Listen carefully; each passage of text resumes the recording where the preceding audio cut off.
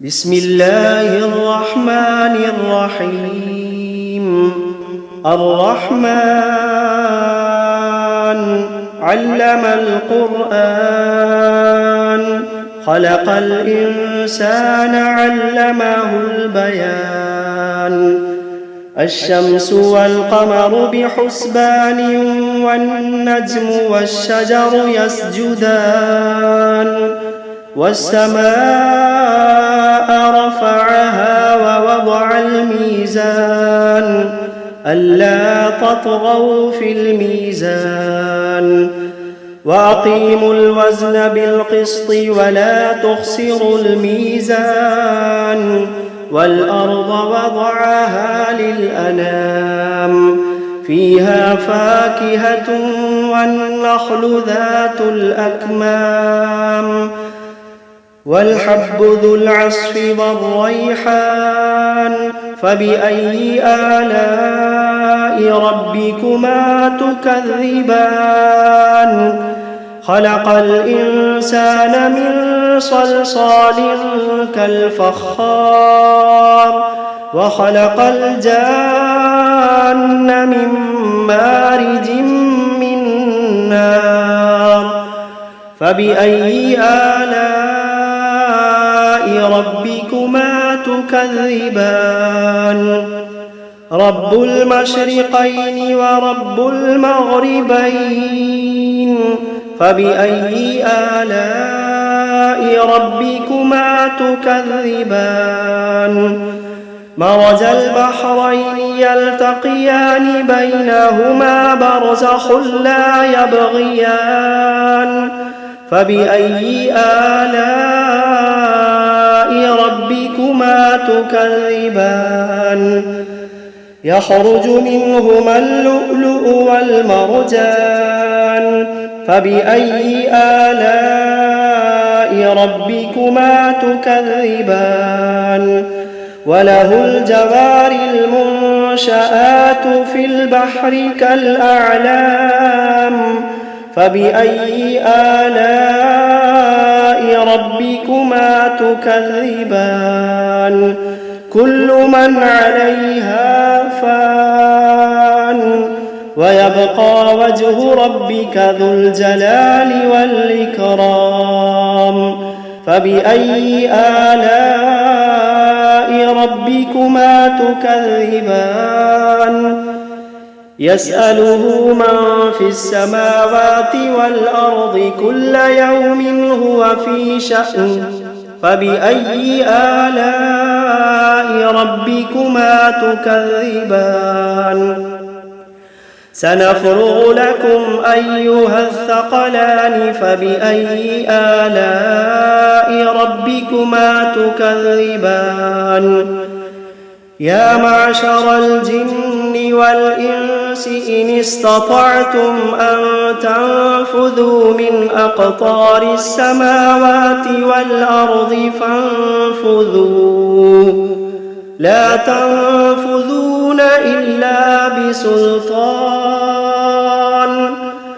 فبأي آلاء ربكما تكذبان؟ يرسل عليكما شواظ من نار ونحاس فلا تنتصران. فبأي آلاء ربكما تكذبان؟ فإذا انشقت السماء فكانت وردة كالدهان. فبأي آلاء ربكما تكذبان؟ فيومئذ لا يسأل عن ذنبه إنس ولا جان. فبأي آلاء ربكما تكذبان؟ يعرف المجرمون بسيماهم فيؤخذ بالنواصي والأقدام. فبأي آلاء ربكما تكذبان؟ هذه جهنم التي يكذب بها المجرمون يطوفون بينها وبين حميم آن فبأي آلاء ربكما تكذبان ولمن خاف مقام ربه جنتان فبأي آلاء ربكما تكذبان ذواتا أفنان فبأي آلاء ربكما تكذبان فيهما عينان تجريان فبأي آلاء ربكما تكذبان فيهما من كل فاكهة زوجان فبأي آلاء ربكما تكذبان متكئين على فرش بطائنها من استبرق وجنى الجنتين دان فبأي آلاء ربكما تكذبان فيهن قاصرات الطرف لم يطمثهن إنس قبلهم ولا جان فبأي آلاء ربكما تكذبان كأنهن الياقوت والمرجان فبأي آلاء ربكما تكذبان هل جزاء الإحسان إلا الإحسان فبأي آلاء ربكما تكذبان ومن دونهما جنتان فبأي آلاء ربكما تكذبان مدهامتان فبأي آلاء ربكما تكذبان فيهما عينان نضاختان فبأي آلاء ربكما تكذبان فيهما فاكهة ونخل ورمان فبأي آلاء ربكما تكذبان فيهن خيرات حسان فبأي آلاء ربكما تكذبان حور مقصورات في الخيام فبأي آلاء ربكما تكذبان لم يطمثهن إنس قبلهم ولا جان فبأي آلاء ربكما تكذبان متكئين على رفرف خضر وعبقري حسان فبأي آلاء ربكما تكذبان تبارك اسم ربك ذي الجلال والإكرام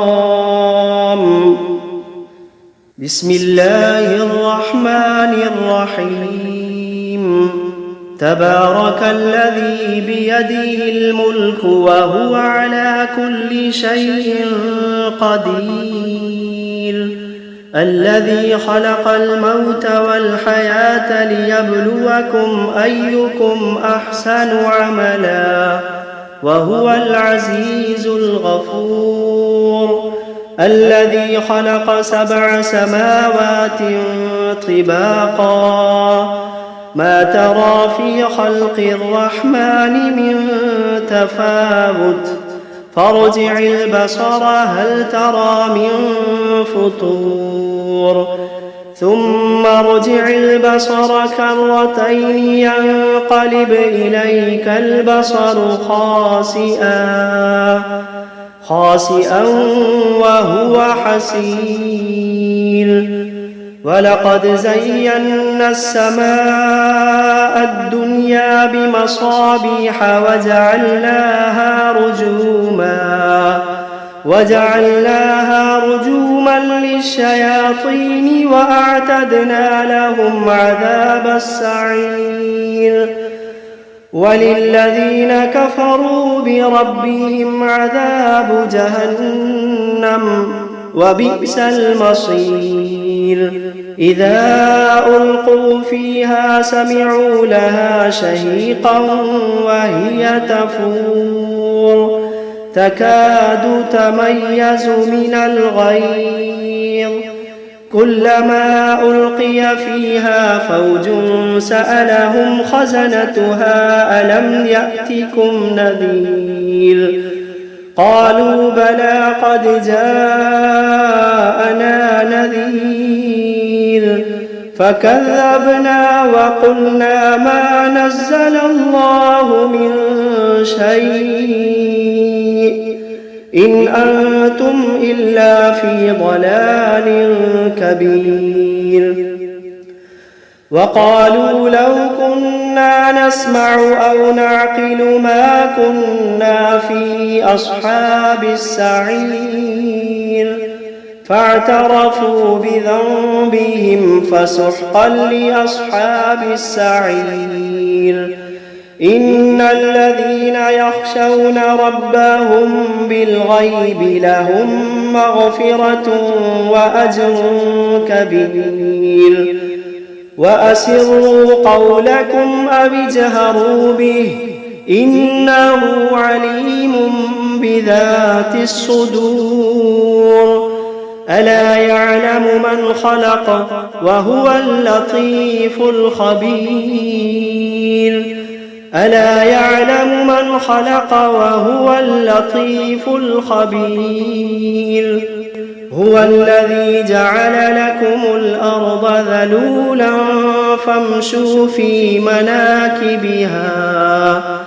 فامشوا في مناكبها وكلوا من رزقه وإليه النشور أأمنتم من في السماء أن يخسف بكم الأرض فإذا هي تمور أم أمنتم من في السماء أن يرسل عليكم حاصبا فستعلمون كيف نذير ولقد كذب الذين من قبلهم فكيف كان نكير أولم يروا إلى الطير فوقهم صافات ويقبضن ما يمسكوهن إلا الرحمن إنه بكل شيء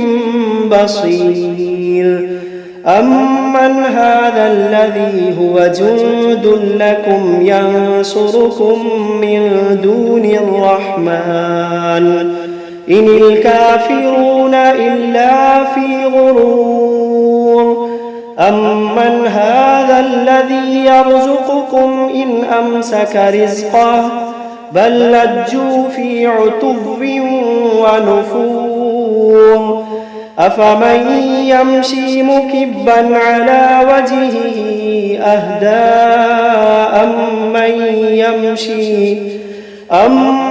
يمشي سويا على صراط مستقيم قل هو الذي أنشأكم وجعل لكم السمع والأبصار والأفئدة قليلا ما تشكرون قل هو الذي ذرأكم في الأرض وإليه تحشرون ويقولون متى هذا الوعد إن كنتم صادقين قل إنما العلم عند الله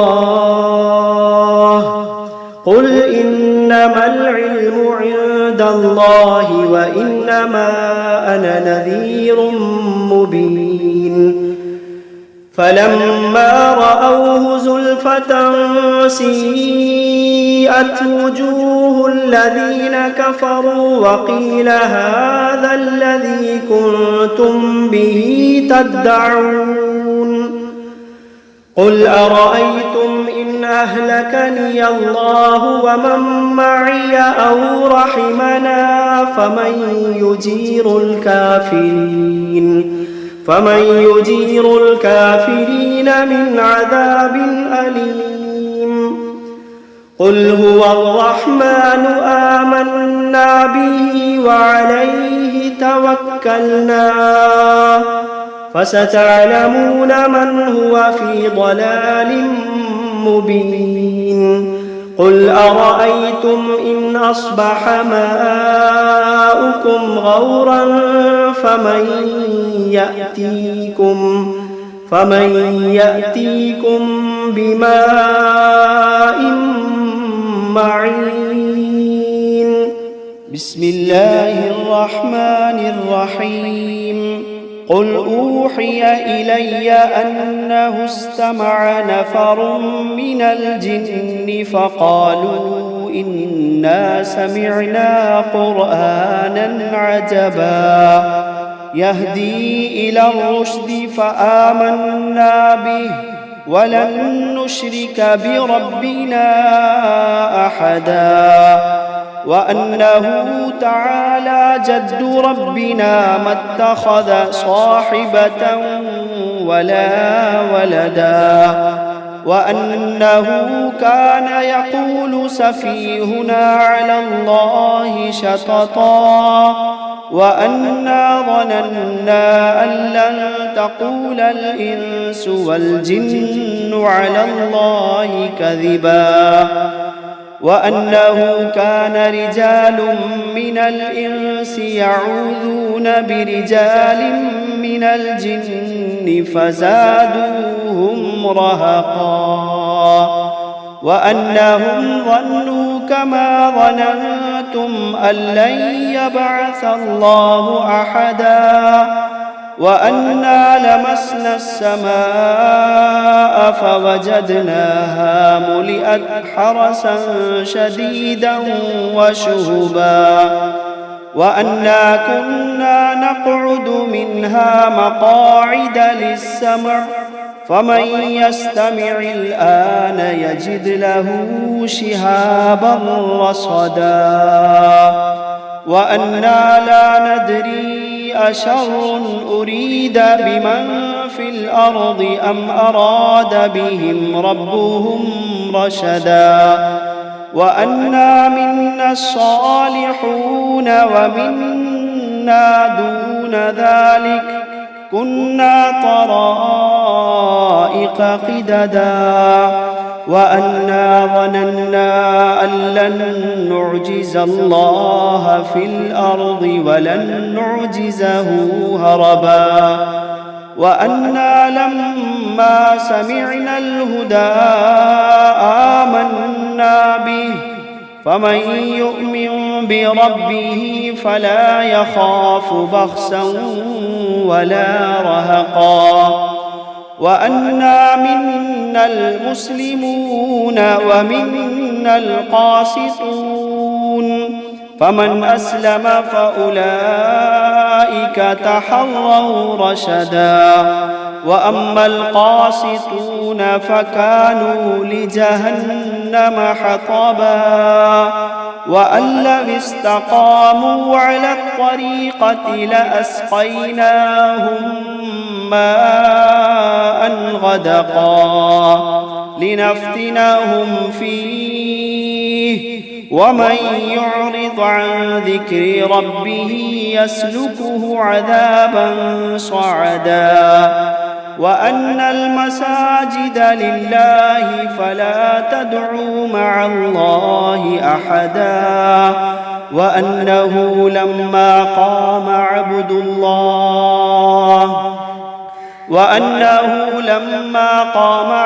الله يدعوه كادوا يكونون عليه لبدا قل إنما أدعو ربي ولا أشرك به أحدا قل إني لا أملك لكم ضرا ولا رشدا قل إني لا أملك لكم ضرا ولا رشدا قل إني لن يجيرني من الله أحد قل إني لن يجيرني من الله أحد ولن أجد من دونه ملتحدا إلا بلاغا من الله ورسالاته